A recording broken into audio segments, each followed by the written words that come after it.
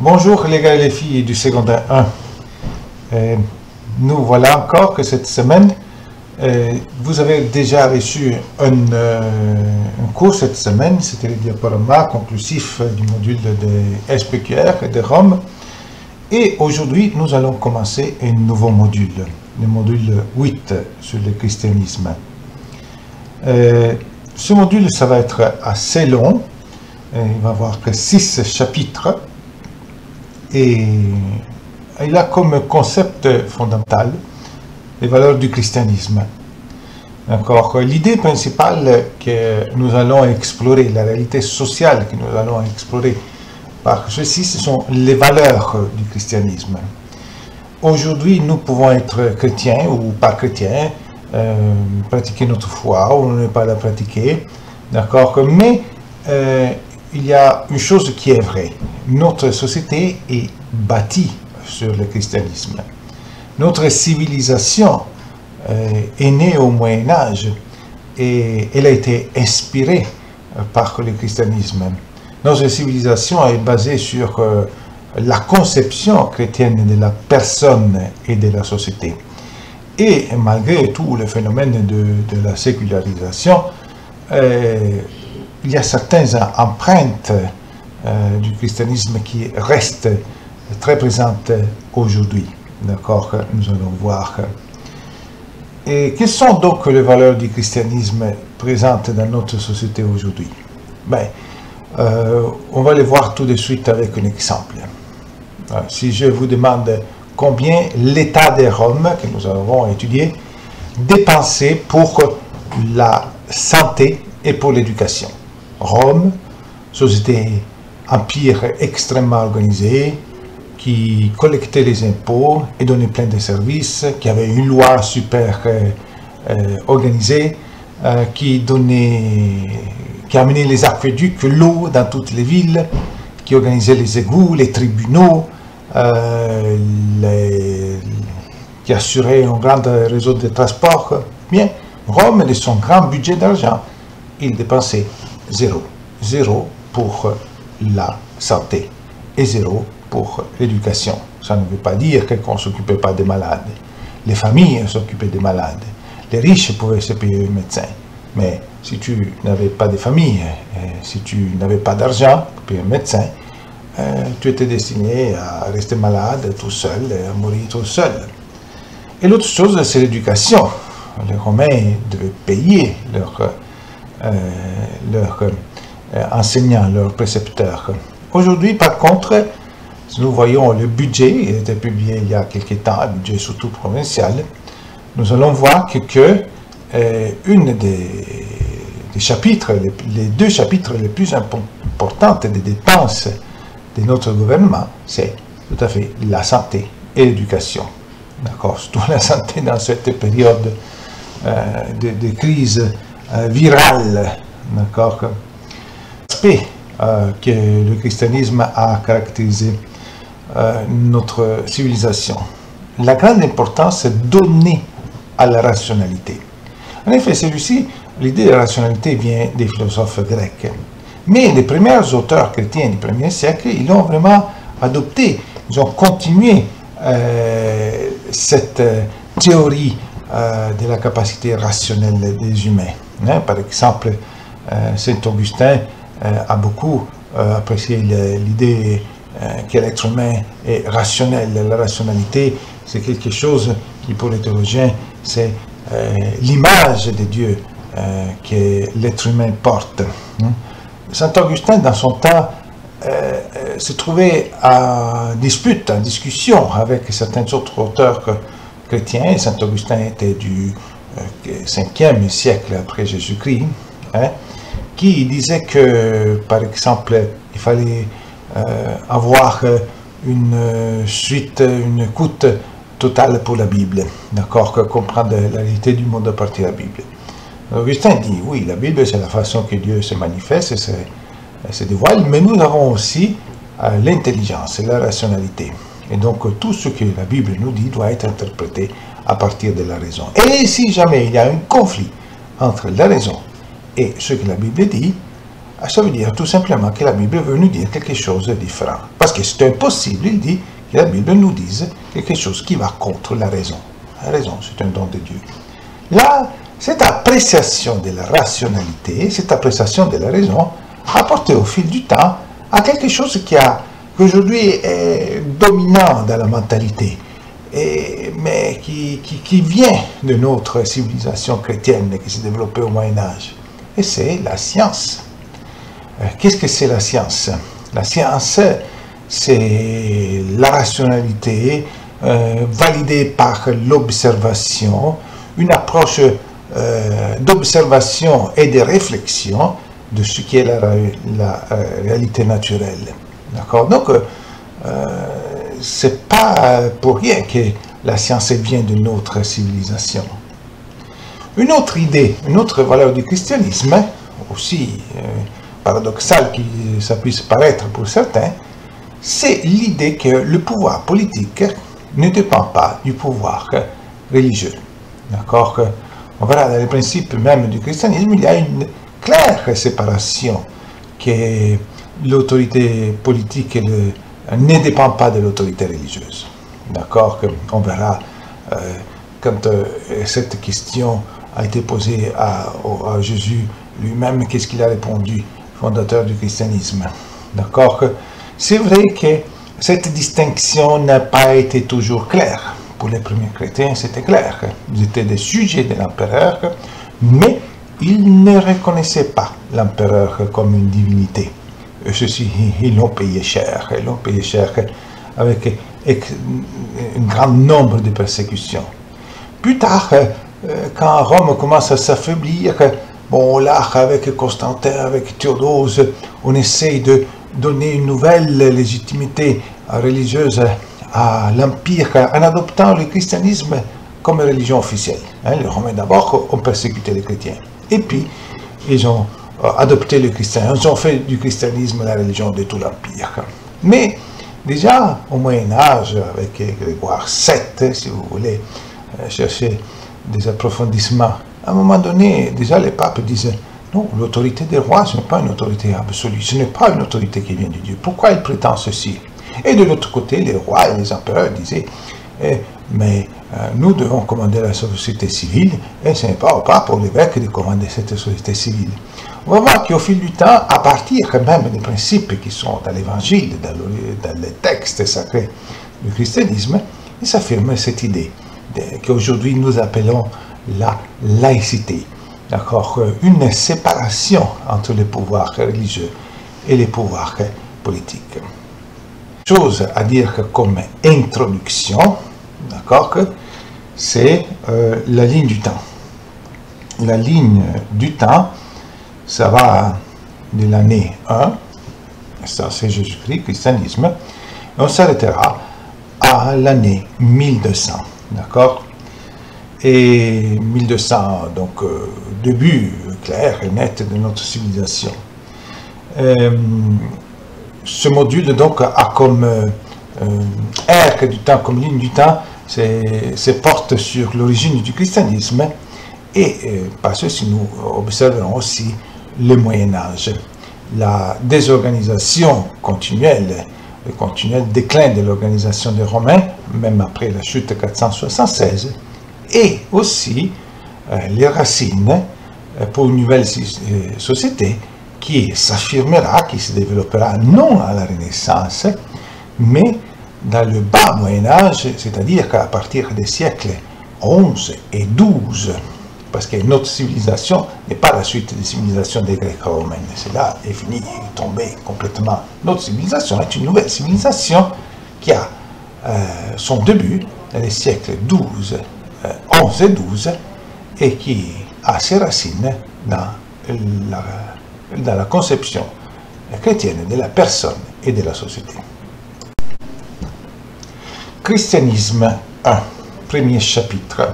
Comme vous voyez, j'ai trouvé une façon pour insérer du texte, d'accord, et aussi d'écrire des mots en surimpression, de sorte que vous pouvez mieux vous orienter dans votre prise de notes, vous pouvez mieux vous organiser à partir des mots-clés.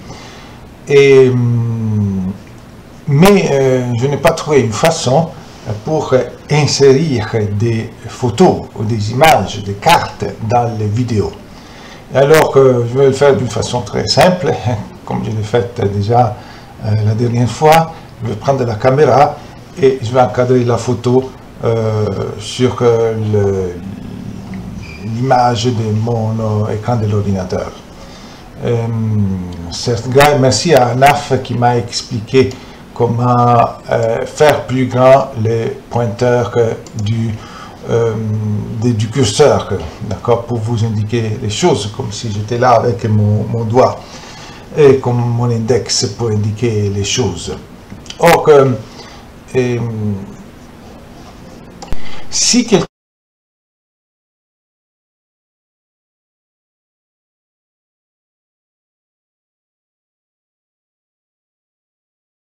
est capable de me dire comment perfectionner ces vidéos, surtout comment je peux ajouter des images à l'intérieur d'une vidéo, faites-moi le savoir, ça va être très apprécié. Comme toutes sortes de commentaires sur cette vidéo vont être bien commentés, vous pouvez m'écrire, vous pouvez m'envoyer des files audio, vous pouvez même me saluer si vous aimez m'envoyer une petite image. De la part des élèves et aussi des parents. Je sais qu'il y a certains parents qui regardent mes vidéos, mes PowerPoint et qui me font des commentaires. Bon, alors, le premier chapitre, Christianisme 1. Le titre de ce chapitre est Les racines du christianisme, le judaïsme. Aujourd'hui, nous ne parlerons pas directement du christianisme. Aujourd'hui, nous parlerons du judaïsme. D'accord, le judaïsme est une religion et une dimension culturelle, ethnique importante dans notre société. Et surtout, pour comprendre mieux le christianisme et son contexte historique des premiers siècles, il faut parler du christianisme, du judaïsme. Il ne faut pas oublier que les fondateurs du christianisme, Jésus, était un juif, d'accord, que la première communauté chrétienne était constituée par des juifs à Jérusalem. Or, ce chapitre est hors de la ligne du temps, d'accord, il va y avoir des dates, mais ça ne rentre pas dans la ligne du temps, c'est comme une parenthèse par rapport à la ligne du temps. Premier mot-clé, le monothéisme, d'accord. Vous savez que le christianisme est une religion monothéiste. Les trois grandes religions monothéistes, ce sont le christianisme, le judaïsme et l'islam.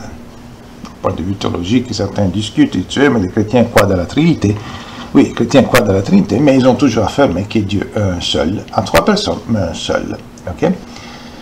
Donc, la première religion qui affirme principalement ce thème d'une façon claire et nette est le judaïsme. D'accord, les juifs, le peuple d'Israël, on l'appelle aussi. Ok, on va écrire ici Israël, je vous montre le mot. À l'origine du judaïsme, nous avons le peuple d'Israël. Donc, c'est la religion d'un peuple particulier. Hein, différemment du christianisme et de l'islam, n'est pas une religion qui s'adresse à tout être humain. C'est la religion d'un peuple, ce peuple qui s'appelle le peuple d'Israël. Les Juifs sont comme une composante à l'intérieur de ce peuple d'Israël. Juifs et Israël, ce sont deux synonymes, mais ce n'est pas exactement la même chose. Ok, quelle est l'idée principale du judaïsme? Comment il se présente? Or, plus qu'une théologie, une définition de Dieu, le judaïsme est caractérisé par une expérience.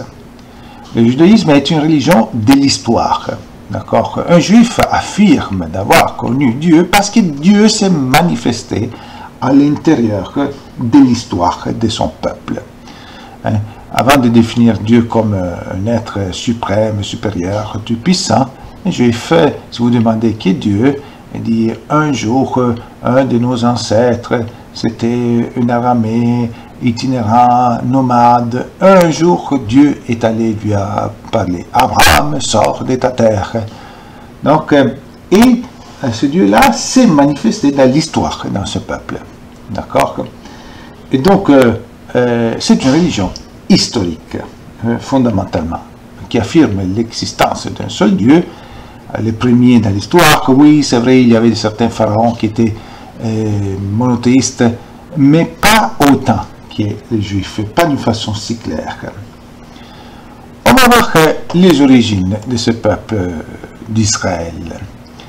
Or, ici, nous allons prendre l'histoire des Juifs comme elle est décrite dans la Bible.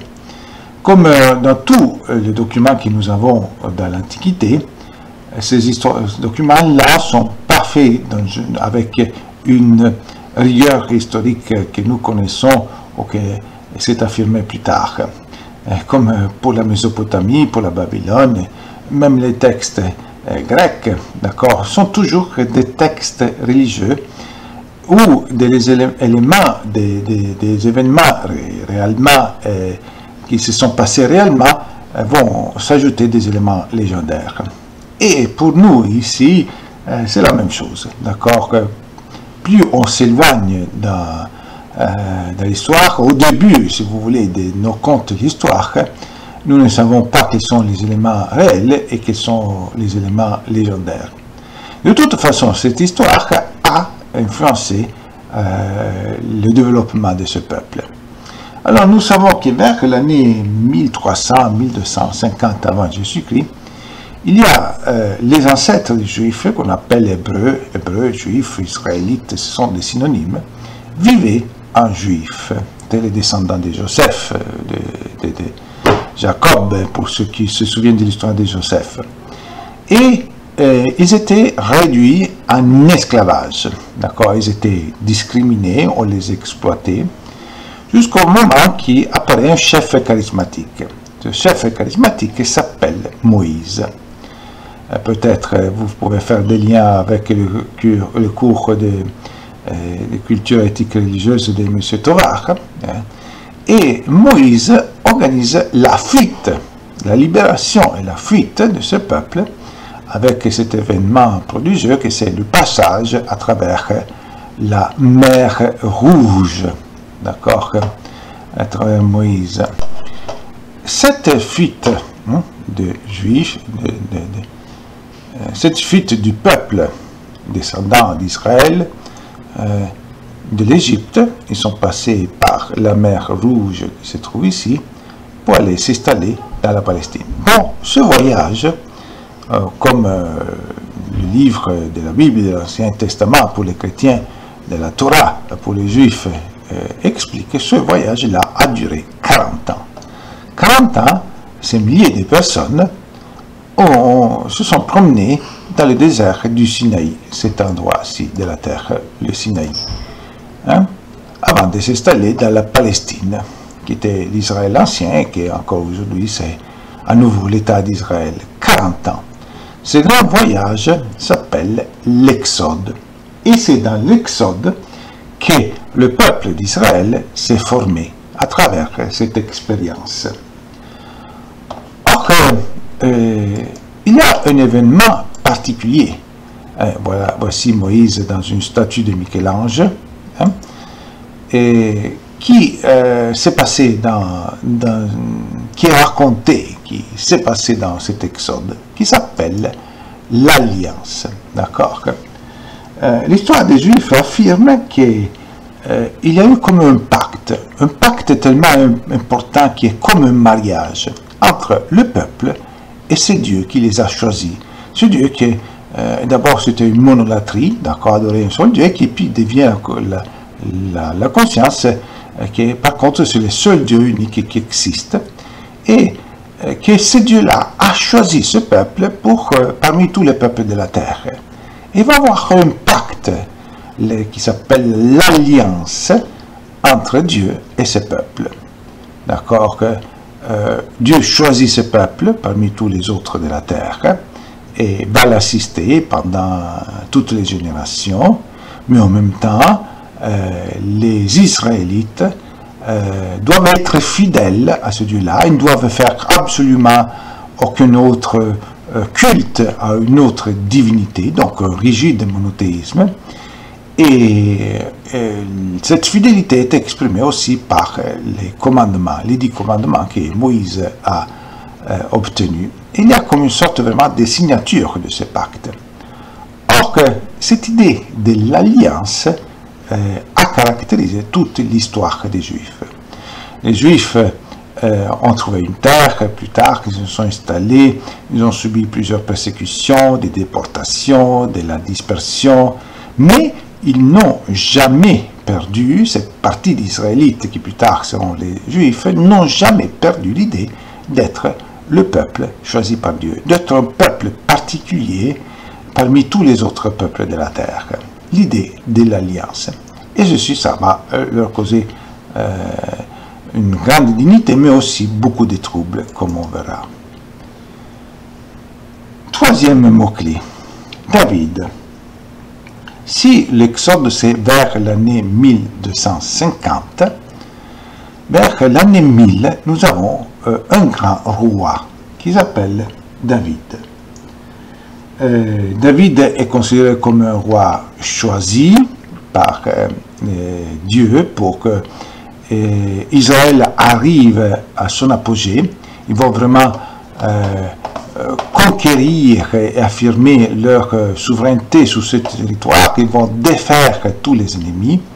Donc, c'est vraiment le moment le plus fort de l'histoire d'Israël. Et David sera suivi par son fils qui est Salomon, un autre grand roi de sagesse, qui fera construire le temple de Salomon. Et le règne de David dure 40 ans, le règne de Salomon dure 40 ans, et dans ce moment, le peuple d'Israël arrive à son moment plus fort. Et ici, on voit une image qui raconte une anecdote importante de Salomon. Je vais le mettre en annexe. À la fin, je vais expliquer, raconter cette anecdote sur Salomon, roi de justice, dont on parlera plus tard.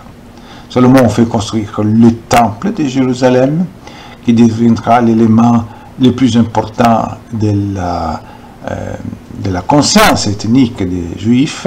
D'accord, pour les Juifs, Dieu réside matériellement dans l'arche qui se trouve dans le temple de Salomon.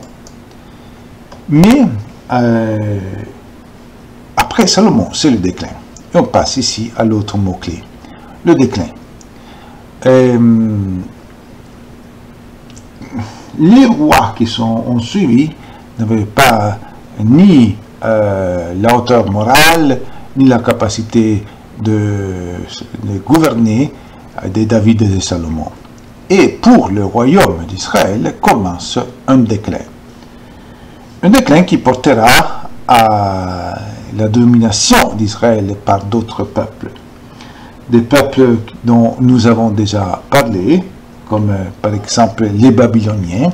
Cette image nous montre la déportation de l'élite culturelle des Juifs à Babylone.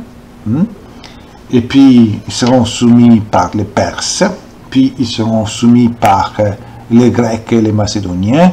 Alexandre le Grand fera cette conquête. Et, à un moment donné, la Palestine entre à faire partie de l'Empire romain. Les Romains. Avec les Romains, les Juifs ont connu beaucoup de troubles. Les Romains avaient soumis beaucoup de peuples, tous les peuples qui se trouvaient autour de la Méditerranée, mais les Juifs, ce sont ceux qui s'est révolté le plus aux Romains. Même les Gaulois, par exemple, ils ont fait une grande guerre, mais une fois soumis aux Romains, au fil du siècle, ils sont devenus les gallo-romains, ils ont été romanisés. Les Juifs, par contre, avaient une grande difficulté à accepter l'autorité des Romains. Et pourquoi? Une difficulté que les autres peuples n'avaient pas. Cette difficulté était constituée par le monothéisme. Les anciens peuples étaient tous polythéistes. Donc, quand les Romains arrivaient, les Romains respectaient leur culte, ils pouvaient continuer à construire des temples à leur divinité, ils pouvaient suivre leur culte comme ils voulaient, mais les Romains imposaient un culte seulement, un seul culte au peuple soumis. Et c'était le culte de l'empereur. Je vous rappelle, pour les Romains, l'empereur était une divinité. L'autorité de l'empereur était basée sur cette idée qu'il était un dieu. Il n'était pas élu, ce n'était pas un roi, c'était choisi par les dieux. Or, ce principe allait vraiment à l'encontre des principes des Juifs. D'accord? Parce que les Juifs croyaient dans un seul Dieu.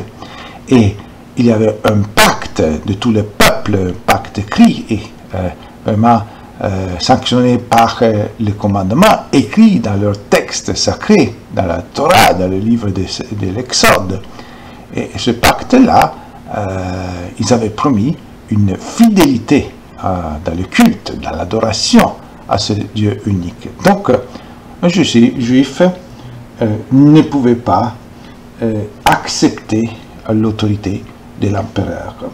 Et donc, continuellement, parmi les Juifs, il y avait des rébellions. Des rébellions que les Romains arrivaient à dominer partiellement, d'accord, avec des compromis, avec les autorités, avec un roi juif qui continuait à être roi, le roi Hérode, avec les grands prêtres des Juifs. Mais à l'intérieur des peuples, il y avait constamment des groupes de révolte. Et c'est surtout à l'époque des Romains, 1er siècle avant Jésus-Christ et 2e siècle après Jésus-Christ, qu'à l'intérieur des communautés juives va se répandre un mouvement d'idées qui s'appelle le messianisme. Le messianisme. Et à quoi ça consiste le messianisme? Consiste dans l'idée que Dieu va envoyer un nouveau chef spirituel, charismatique, qui deviendra roi d'Israël. Il chassera le roi compromis avec les Romains qui est en place maintenant, qui va organiser une grande armée et qui va chasser les Romains. Finalement, un Messie, que ça veut dire consacré, oint, parce que David avait été consacré avec de l'huile, oint, pour être roi. Ce Messie devait être un nouveau David. Le Messie était vraiment inspiré par David, par sa capacité militaire, par sa capacité de gouverner. Donc, ils sont convaincus. Il va avoir un nouveau chef, un Messie, qui va nous livrer de la domination et de la soumission aux Romains. Particulièrement ceux qui n'aimaient pas, c'était les collecteurs d'impôts. Les collecteurs d'impôts, c'était des Juifs qui, pour s'enrichir, avaient fait des compromis avec les Romains. On vient au mot-clé, la diaspora. En 70 après Jésus-Christ, l'empereur romain est Vespasien. On parlera à nouveau de cet empereur. Vespasien, il n'en peut plus. Il n'a pas dessus de la tête de toutes ces révoltes que les Juifs font. D'accord? Il doit envoyer plein de légions romaines pour mater les rébellions. Alors, il prend une solution finale. Non, ce n'est pas la solution finale d'Hitler, c'est la dispersion. D'accord? Il veut annuler l'identité ethnique des Juifs. Alors, qu'est-ce qu'il fait? Il va en Palestine, il prend tous les Juifs qu'il arrive à capturer, il les embarque sur les bateaux et il va les disperser un peu partout à l'intérieur de l'Empire. Il y avait déjà d'autres communautés de Juifs qui se trouvaient à Rome, dans d'autres villes. Ici, il va les disperser. D'accord? Et son objectif, c'est d'annuler leur identité ethnique, qui n'existe plus, dire qu'ils vont être juifs une génération ou deux, mais au fil du temps, ils vont être assimilés par les autres populations. Ceux qui sont à Rome deviendront des Romains, ceux qui sont à Ravenne deviendront des Raveniens, ceux qui sont en Gaule deviendront des Gaulois, ceux qui sont en Ibérie deviendront des Ibériens, ceux qui sont à Cyrène deviendront des habitants de Cyrène. Au fil du temps, ils vont disparaître, ils vont être absorbés. Prochain mot-clé, identité ethnique. Donc ici, c'est la destruction du temple de Jérusalem. Avec la dispersion, c'est aussi la dispersion du temple. Ce qui reste aujourd'hui, c'est le mur de lamentation. Un but de pèlerinage très important pour les Juifs. Et puis, l'autre mot-clé, c'est l'identité ethnique. Or que les Juifs, même s'ils dispersaient, ils ne perdent pas leur identité ethnique. Le projet de Vespasien ne se réalise pas. Les Juifs seront toujours Juifs. Ils sont à Rome, ils sont Romains, mais d'abord Juifs. Ils sont à Paris, ils sont Parisiens, Français, mais d'abord Juifs. Et puis plus tard à Moscou, ils sont Russes, mais d'abord Juifs. Et puis plus tard aux États-Unis, au Canada, ils sont des New-Yorkais, ils sont des Montréalais, mais d'abord des Juifs. Or, ce fait-là que certains d'autres Juifs vont se faire assimiler, mais il y a toujours un noyau présent partout dans le monde qui a suivi même toute l'histoire de la civilisation occidentale et toutes les migrations aussi de la civilisation occidentale. Or, cette idée qu'ils sont un peuple dispersé parmi d'autres peuples leur a causé beaucoup de troubles. Au fil du temps, ils ont subi des discriminations et aussi des persécutions. On n'aime pas ceux qui sont différents à l'intérieur de notre société, on veut toujours tout homologuer. Et la pire de toutes ces persécutions est celle du XXe siècle, celle des nazis, qui arrivent même à cette idée folle, atroce, criminelle, il n'y a pas de mots pour la définir, que c'est de détruire, de supprimer physiquement tous les Juifs. L'idée du nazisme d'Hitler qui arrivera à réaliser à un tiers, à 40%, ce projet-là, avec la Shoah, l'Holocauste, tous les Juifs qui sont tués terriblement pendant la Deuxième Guerre mondiale. Ici, j'ai l'image d'Anne Frank, à laquelle je pense beaucoup dans cette époque, en ce moment, que nous aussi nous sommes renfermés, cachés dans notre maison. Elle s'est cachée de l'ennemi qui était les nazis, nous on se cache de l'ennemi qui est ce virus qui menace notre existence et notre société pendant ces jours. Or que nous connaissons comment Hitler a été défait, et en 1948, l'ONU, cet organisme supranational, dans un moment où le monde a un sens de culpabilité envers les Juifs, va créer la division de la Palestine, un nouveau État d'Israël. Les Juifs auront le droit de s'établir ici. La Palestine, c'est le plan du partage en 1948, mais qui n'a jamais été respecté. Or que si les Juifs retrouvent, les Juifs qui veulent aller s'établir à Israël, et certains continuent à vivre dans la diaspora, mais il y a une partie des Juifs qu'on appelle les sionistes, qui pensent qu'ils ont droit à une terre, parce qu'ils sont un peuple comme tous les autres peuples de la terre, et donc comme tous les autres peuples de la terre, ils ont droit à une terre. En 1947-1948, ils obtiennent ce territoire-là, la Palestine, qui était la terre qui a été appartenue à leurs ancêtres jusqu'au moment de la dispersion, en 70 après Jésus-Christ, maintenant redevient l'État d'Israël. Le problème, c'est que si les Juifs trouvent une terre, un autre peuple perd sa terre, les Palestiniens, parce que la Palestine n'était pas un territoire vierge, inhabité, désert, d'accord, mais il y a un autre peuple. L'ONU propose un plan de partage entre les Palestiniens et les Juifs, qu'on voit par cette carte, mais ce plan-là ne sera jamais respecté, Et voilà qu'on arrive jusqu'à l'actualité et jusqu'à nos jours. C'est une des situations plus critiques de notre actualité internationale, constamment, depuis 70 ans et plus, parce que les Palestiniens et les Israéliens, on les appelle Israéliens et les Juifs qui se trouvent en Palestine, dans l'État d'Israël aujourd'hui, Palestiniens et Israéliens ne trouvent pas une solution pacifique sur le partage de cette terre qui est la Palestine. Et ceci, évidemment, les Palestiniens et les Juifs, chacun de leur côté, a ses supporters. Et c'est jusqu'à nos jours une grande situation d'instabilité.